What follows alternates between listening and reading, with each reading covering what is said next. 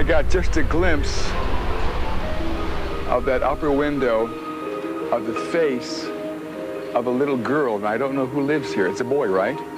But I saw the face of a little girl in that window just now. The exact date appears to be lost to time. But at some point in the mid-1800s, in the dead of night, Dr. Charles Finney, a medical practitioner living in Atchison, Kansas, heard a loud knock on his door. He cautiously opened it to find a woman, clearly distressed and holding her 6-year-old daughter in her arms. The young girl was in an incredible amount of pain. Dr. Finney realised that the girl's appendix was about to rupture and quickly took her to his operating room that was located in the basement of his home. Unfortunately, in his haste to help the girl, he incorrectly administered the wrong amount of anaesthetic. The girl died on his operating table, screaming in pain as he cut into her. This is the widely spread origin story of one of the most infamous haunted houses in all of America, the Sallie House. But while it makes for a creepy tale, it most likely isn't true, or at least there's no evidence that it's true. There are some elements that are though. Charles Finney was a medical practitioner that lived in the house. In fact, the house was built some years before the story is said to take place, by a MC Finney. The house remained in the possession of the Finney family for years, and a number of them passed away within its walls, but there are no records that suggest a small girl named Sallie was ever treated there, or lived there. But maybe these encounters with spirits that so many people claim to experience aren't the lost souls of the dead at all. Maybe they are manifestations of something else. In this episode of the Tape Library, we're going to be visiting the Sallie House and going over the terrifying experiences of the Pickman family and their shocking, violent encounters with something that appeared to be sharing their home with them. In the early 90s, Tony and Deborah Pickman moved into 508 North 2nd Street. What followed was one of the most well-documented hauntings of all time. A big part of this was due to the TV series Sightings, who carried out numerous investigations into what they referred to as the Heartland ghost. Because of this, there are visual examples of many of the phenomena the family encountered during their 2 years living in the Sallie House. I'll link to the Sightings episode in the description if you want to watch these clips in full. I'm going to go over some of the most notable incidents in Deborah and Tony's time in the home. But there are so many encounters they describe. I strongly recommend delving into some interviews with the couple if you want to learn even more. But here we go. Deborah was from Buffalo originally. She's always had an interest in the paranormal, but never experienced anything personally in her younger years. The two met in Kansas and bought the house in Atchison together when they were expecting their first child. Tony did not have any interest in the paranormal, though he was raised as a Catholic. It all started fairly innocently. Everything seemed fine when they moved in, but within a month of being in the property, they started to hear odd noises. Lights would flicker or dim. There were strange occurrences, but nothing that jumped out at them as specifically paranormal. Lights would dim while they were sat there watching TV multiple times a night. The chains on their ceiling fans would spin even when the fan wasn't on, or it would look like someone was almost flicking them. Again, nothing that they felt couldn't be explained as the wind or electrical issues. They contacted the landlord, but could never find any electrical problems in the house. The baby would wake up often in the night. Every time he'd fall asleep in his nursery, he'd almost immediately wake up again crying. Obviously not an uncommon thing for a young child, but the lack of sleep quickly started to become a drain on the Pickmans. Deborah's sister came to visit to help with the sleeping pattern. She took the baby downstairs and the baby slept through the night with no issues. The sleep disruptions only seemed to happen when the baby was alone in the nursery. One night, Tony walked past the nursery and noticed the light was on, which was strange as the couple had only just gotten home. Sat in the centre of the floor were 3 of their baby stuffed animals, positioned sat up and in a circle. Tony went back down to talk to Deborah and her sister, who said they hadn't moved any toys. So they went back up and looked for any explanation, but couldn't find anything. They carefully put the toys back on the shelves, turned the lights out, and went back downstairs. By the time they'd reached the bottom, they had heard the light flick back on. They walked back up. The teddy bears were back on the floor, with the lights on. This was the first time that something had happened in the house that the couple could not explain. Again, they turned out the lights and went back down. This time the light didn't come back on. But when Deborah went back upstairs 15 minutes later, the teddy bears were on the floor again, in the darkened nursery. They all stayed in the master bedroom together that night, with the family dog standing guard, and the door tightly closed. Speaking of their dog, it did not like entering the nursery, and was often found standing in the doorway, barking at seemingly nothing. From this point on, things started to escalate. Tony would hear footsteps running up and down the stairs at night. This happened often, and he was sure it was just their cats running around. One night, after being kept awake by the running, he went to the stairs to catch the cats and stop them. But they weren't there. Tony looked down the dark stairwell and heard the running quickly approaching him. He then described what he felt was like a cold wind run through his body, and then the unmistakable laughter of children. One day Tony was lying there having an afternoon nap, when suddenly he sat up, looked Deborah in the eye and said, "He's mine," and then laid back down straight away.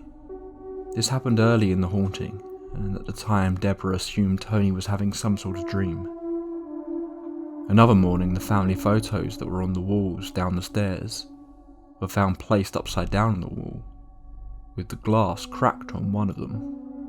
Candles would randomly be melted. In one case, the candle hadn't even been unwrapped.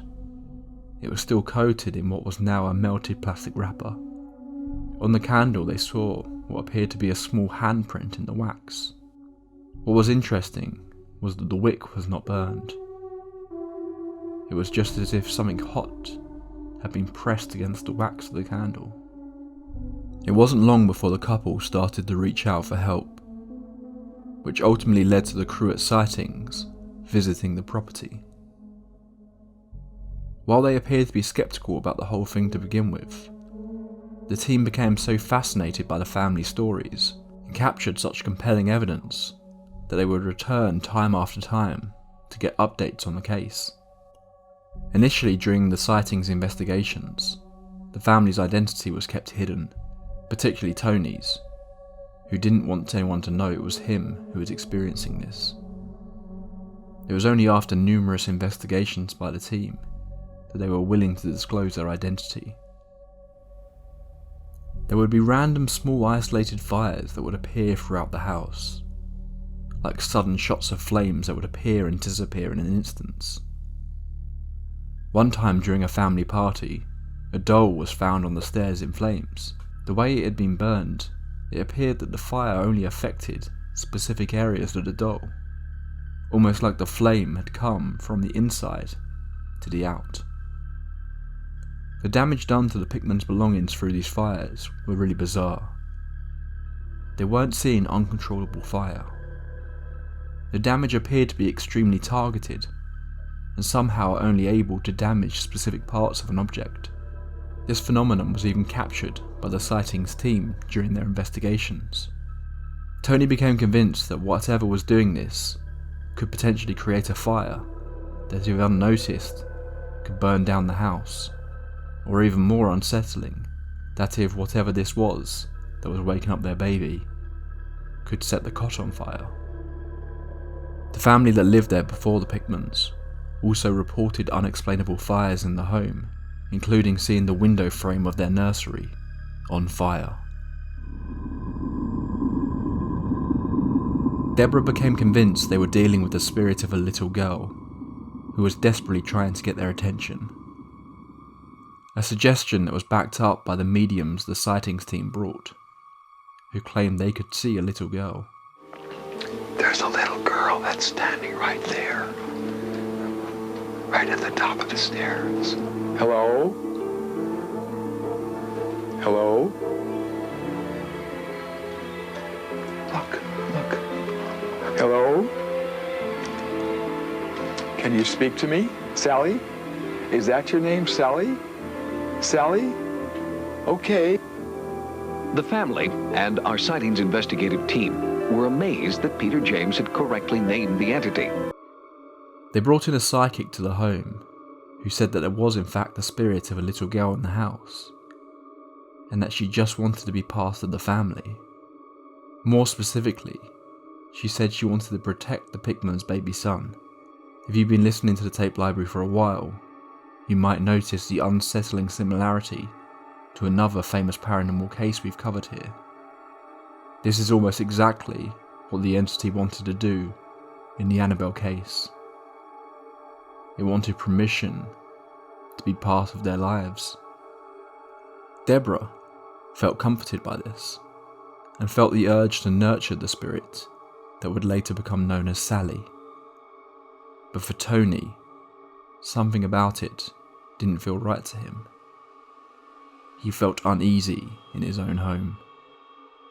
But it seems Sallie was much more interested in getting Tony's attention, and not in a positive way. One night Deborah came out of the shower to find Tony complaining, "She bit me." Sure enough, on Tony's leg was a bite mark. This was the first incident of whatever was in that house causing physical harm towards Tony. But it certainly wouldn't be the last. It wasn't long after this that the scratches would start. Tony would often find deep red scratch marks on his body. Some would bleed. Others would be accompanied by sharp pain. Some would appear without any pain at all. Whatever was in their home had certainly appeared to take a disliking to Tony Pickman. Tony came home from his night shift one morning and got a glass of juice from the kitchen. He turned around to see a little girl standing at the entrance to the basement door. She wore what he described as an old white outfit, the sort of thing a little girl might have worn to church in the previous century. She stared at him. She looked terrified. Tony froze. It was only the realization that he could partially see through her that snapped Tony out of his almost trance-like state. He dropped his glass and ran upstairs to find Deborah. Tony later drew an image of the girl. Interestingly, a previous resident of the Sallie House claimed they had an imaginary friend while living in the house as a child. When they saw Tony's picture, they immediately recognized the girl as their imaginary friend. She called her Sallie.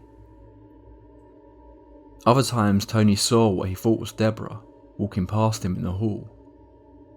It looked exactly like her, except she appeared to be wearing an old housemaid's outfit with her hair in a bun. But Tony is adamant that whoever this was had Deborah's face. He'd follow her into a room, only for the apparition to disappear. As we've already discussed, there is no evidence to suggest that there was a child named Sallie who died in that house. Tony saw more than one apparition in this house. Could whatever is residing in that house be taking on the form of others? A small child, Tony's loved ones, to lower their guard, to seem innocent, harmless, but deep down its intentions were much more nefarious. The possibility of this is potentially backed up by the next encounter Tony had.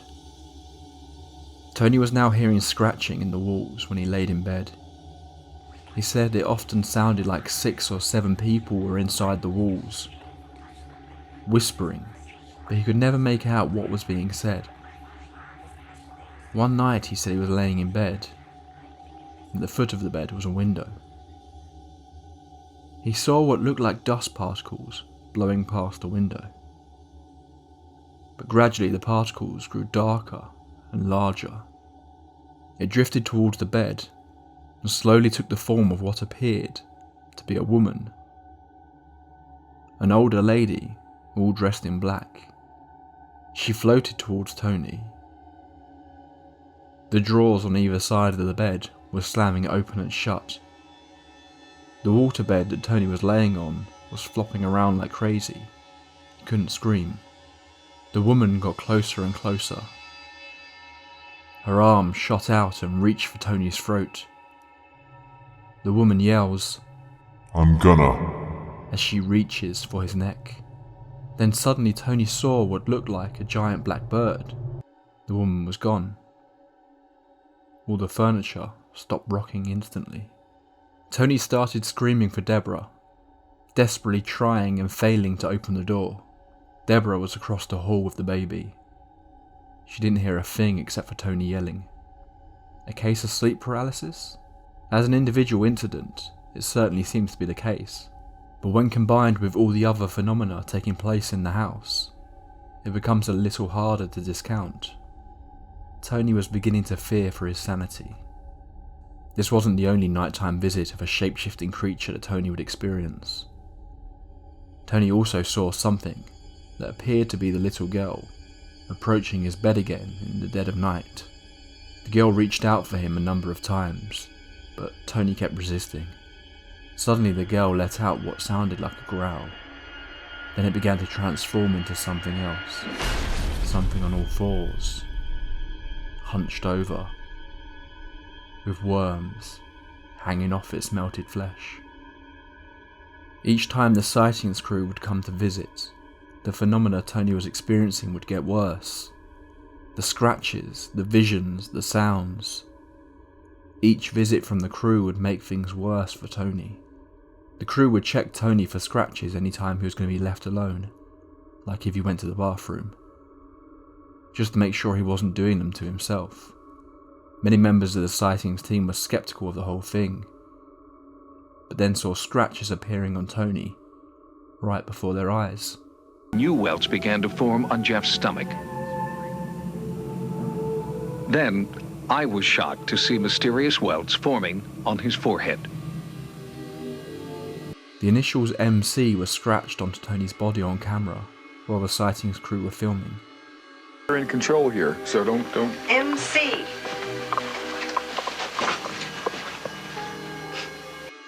A strange coincidence, since the house itself was built by a Michael C. Finney.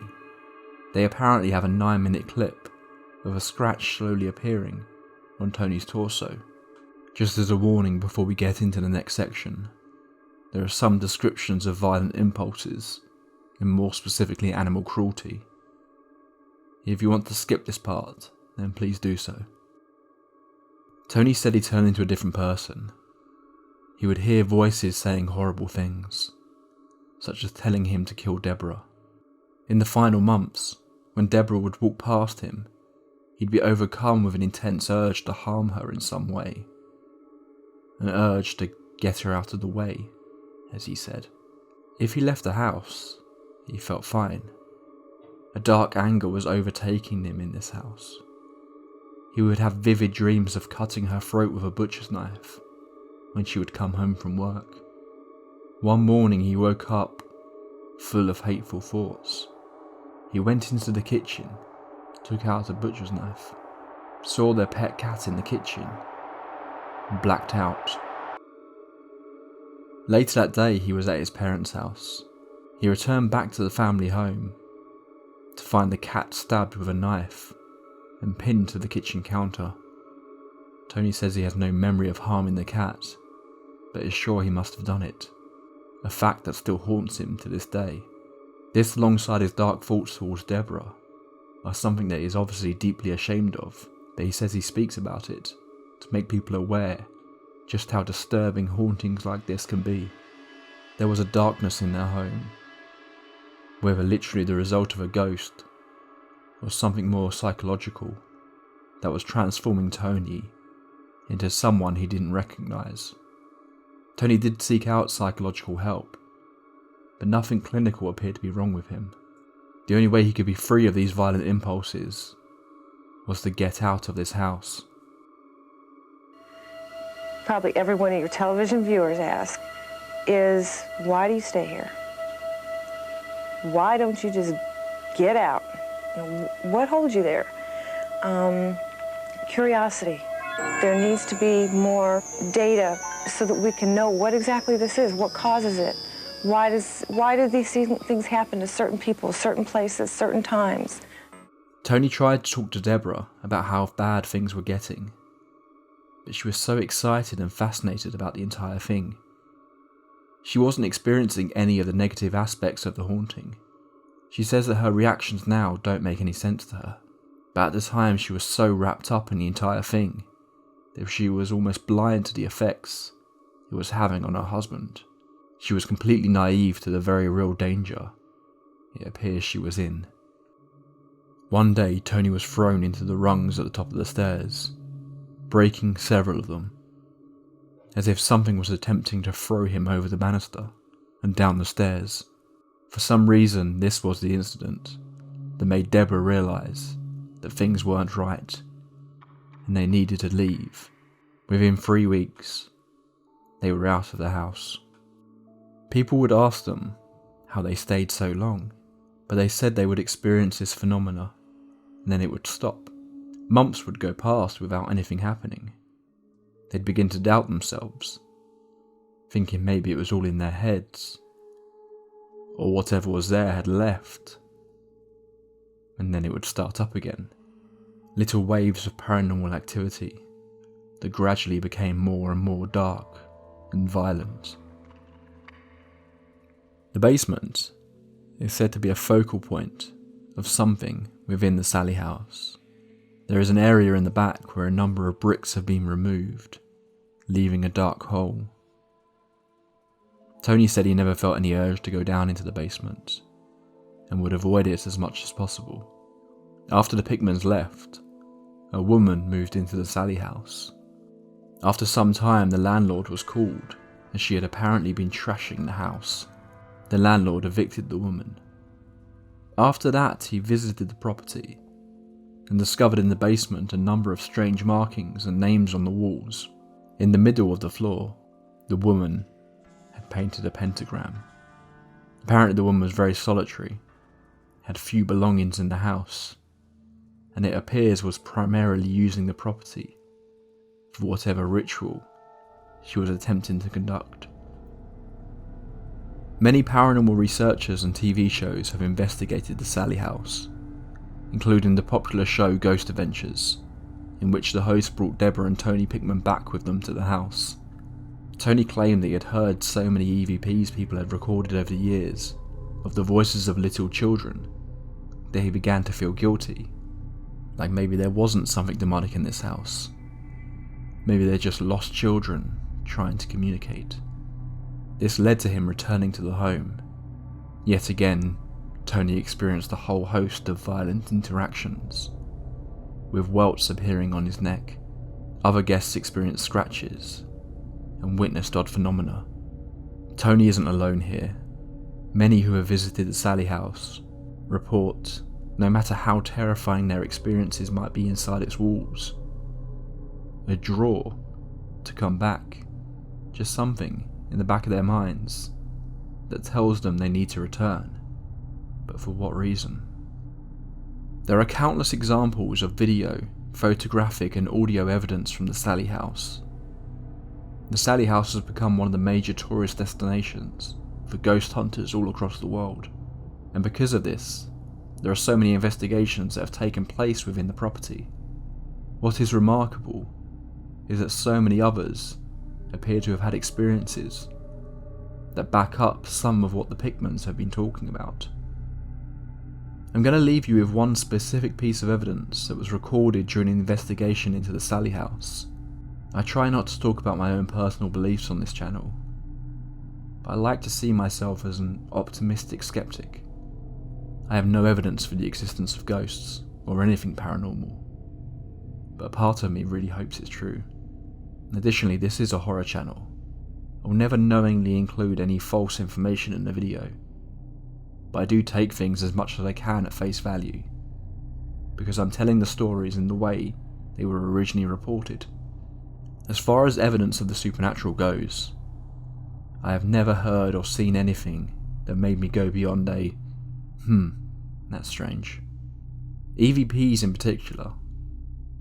While I've heard some really creepy ones, part of me always thinks this could be easily faked or could just be a strange sound happening in the distance from a very mundane source. I heard this clip I'm about to play you 2 years ago, and it has never left my mind.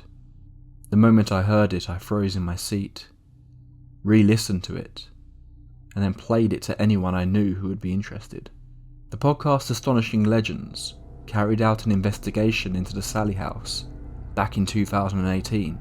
Now, it's worth pointing out this podcast, if you're not familiar, generally doesn't do this sort of in-person investigating. They do deep dives into all sorts of unexplained stories and try to prove or disprove it as best they can in a usually grounded and level-headed manner. They are not a ghost hunting show, nor do they overly dramatise their stories. I strongly recommend their series on the Sallie House if you are interested. It goes for hours, covering the history, interviews with the Pickmans, and others involved in the house, as well as breaking down their own investigation, and even attempting to debunk the evidence they themselves collected. On July 20th, 2018, they placed an audio recorder, a Panasonic RR-DR60, in the nursery room at the Sallie House. The recorder is set up so it only records when it hears a noise. They placed the recorder in the room, quietly left, and then returned a few moments later. No audio effects have been added to this file, beyond an increase in volume. Many who have listened to this recording have experienced traumatic sensations, so please do so at your own risk. Okay, file 10, I'm putting this down. I'm going to leave this here for about 5 minutes. If there's anything you want to say, any message you would like to share with the world, leave it on this recorder, and we will share it. Leaving now, closing the door. No one else is in this room this time.